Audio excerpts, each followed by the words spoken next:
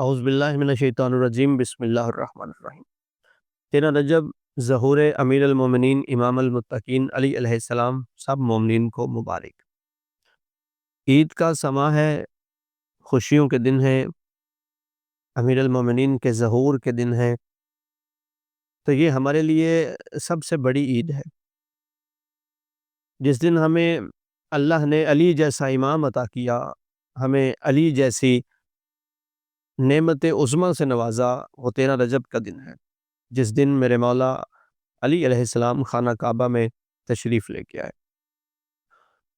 اکثر لوگ یہ سوال کرتے ہیں کہ 13 رجب ہے تو 13 رجب کا جشن تو منانا ہے، تو جشن کس طریقے سے منائیں؟ تو یہ بہت اہم بحث ہے، کیونکہ دن کوئی چھوٹا نہیں۔ اس دن امیر المومنین علی علیہ السلام جیسی ہستی دنیا میں آئی۔ تو سب سے پہلے تو آپ یہ دیکھیں کہ میرے مولا کی سیرت کیا ہے۔ تو جیسی مولا کی سیرت ہے ویسے ہی مولا کے ماننے والوں کا کردار ہونا چاہیے۔ جیسے ہمیں بے نمازی امام نہیں چاہیے، ہم بڑے فخر سے کہتے ہیں کہ ہم ان کے مرید ہیں، ہم ان کے پیروکار ہیں کہ جن کی تہجد بھی قضا نہیں ہے۔ تو اگر ہم فخر سے کہتے ہیں کہ ہمیں بے نمازی امام نہیں چاہیے، تو پھر میرے مولا کو بھی بے نمازی شیعہ نہیں چاہیے۔ تو اس بات کو یقینی بنائیں کہ جیسا امام کا کردار ہے، جیسے امام کی سیرت ہے، ہمیں زندگی بھی ویسے گزارنی ہے، اور ہمیں ان کے غم بھی ویسے منانے ہیں، اور ہمیں ان کی خوشیاں بھی ویسی ہی منانی ہیں۔ اگر آپ علی علیہ السلام کی سیرت دیکھیں تو علی کا ثانی ہے ہی کوئی نہیں۔ علی کے صفات میں اللہ نے ایسے فضائل رکھے کہ جو اور کسی کو عطا نہیں کیے۔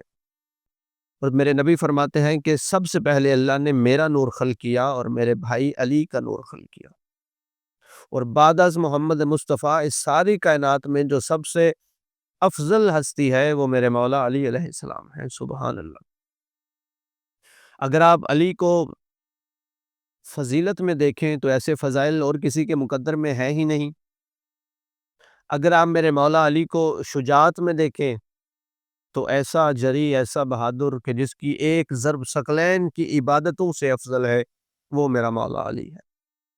اگر آپ سخاوت میں دیکھیں تو ایسا سخی ہے، قرآن جس کے قصیدے پڑھتا ہے، جس کی سخاوت کے قصے اللہ نے سورہ دہر میں بیان فرمائے، جو ایسا سخی ہے کہ روٹی مانگنے پر مانگنے والے کو قطار عطا کر دے۔ اسی علی کو اگر طہارت میں دیکھیں تو قرآن جس کا قصیدہ ہے، انما یرید اللہ لیذھب عنکم الرجس اہل البیت ویطہرکم تطہیرا۔ اللہم صلی علی محمد و آل محمد، قرآن جس کی طہارت کی گواہی دے رہا ہے، وہ ہے میرا مولا علی علیہ السلام۔ اگر مولا کی عصمت کو دیکھیں تو جو معصوم عن الخطا ہے، جسے اللہ نے معصوم بنایا، اور اگر علم میں دیکھیں تو ایسا عالم کون ہے جس کے بارے میں نبیوں کے سردار نبی نے فرمایا، انا مدینۃ العلم وعلی بابھا، کہ میں علم کا شہر ہوں اور علی اس کا دروازہ ہے۔ اور اگر آپ صداقت میں دیکھیں تو جس کا لقب صدیق اکبر ہے، جس کو اللہ کے نبی نے صدیق اکبر کہا، اور میرے مولا علی علیہ السلام فرماتے ہیں کہ دنیا والوں جان لو میں ہی صدیق اکبر ہوں۔ اور اگر آپ عبادت میں دیکھیں تو ایسا عبادت گزار ساری رات جو اللہ کے سجدے میں گزار دے۔ آپ میرے مولا کی دعائیں پڑھ کے دیکھیں، آپ میرے مولا کی سیرت پڑھ کے دیکھیں کہ علی اللہ کی عبادت کتنی کرتے تھے، کتنا اللہ کو سجدہ کرتے تھے، اس کی بارگاہ میں کتنا روتے تھے، کتنا گڑ گڑاتے تھے، ایسا عبادت گزار۔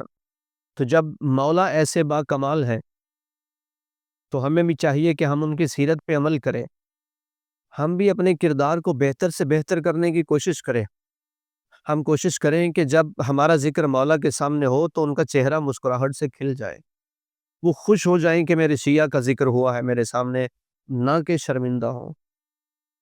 ہمیں اس طریقے سے جشن منانا چاہیے کہ ہمارے مولا کا سر شرم سے جھکے نہیں، بلکہ مولا فخر سے کہیں یہ میرے شیعہ ہیں جو میرا جشن منا رہے ہیں اور میرے جشن میں اللہ کی عبادت کر رہے ہیں، جو میری خوشی میں روزے رکھ رہے ہیں، جو میری خوشی میں اللہ کے آگے سجدہ کر کے اس کا شکر ادا کر رہے ہیں۔ ہمیں ایسے جشن منانا چاہیے، ہم ذکر کریں، ہم صلوات پڑھیں، ہم صدقہ دیں مولا کے نام کا، ہم دوستوں سے ملیں، ہم اخلاق سے پیش آئیں، ہم بچوں میں خوشیاں تقسیم کریں، گھر والوں میں خوشیاں تقسیم کریں۔ تو یہ طریقہ ہے جو ہمیں آل محمد نے جشن منانے کا بتایا، نہ کہ ہم ڈھول اور گانے اور قوالیاں اور ایسے قسم کے میوزک اور اس طرح کے طریقہ کار جن سے مولا نے منع فرمایا اور جن سے مولا کو تکلیف ہوتی ہے۔ ہمیں چاہیے کہ ہم ایسی حرکتوں سے دور رہیں اور ہم سے کوئی ایسا کردار ادا نہ ہو جس سے ہمارے مولا کو تکلیف ہو، ہمارے امام زمانہ کو پردہ غیبت میں تکلیف ہو۔ تو خداوند عالم ہمیں اسی طرح زندگی گزارنے کی توفیق عطا فرمائے جیسے ہمارے مولا چاہتے ہیں۔ آپ سب سے گزارش ہے اپنے کردار کو ویسا کر لیں جیسے آل محمد کی رضا ہے۔ خداوند عالم ہم سب کو اپنے حفظ و امان میں رکھے، ہمیں آل محمد کی تعلیمات کو سمجھنے اور دوسروں تک پہنچانے اور سب کو سمجھانے کی توفیق عطا فرمائے۔ والحمدللہ رب العالمین۔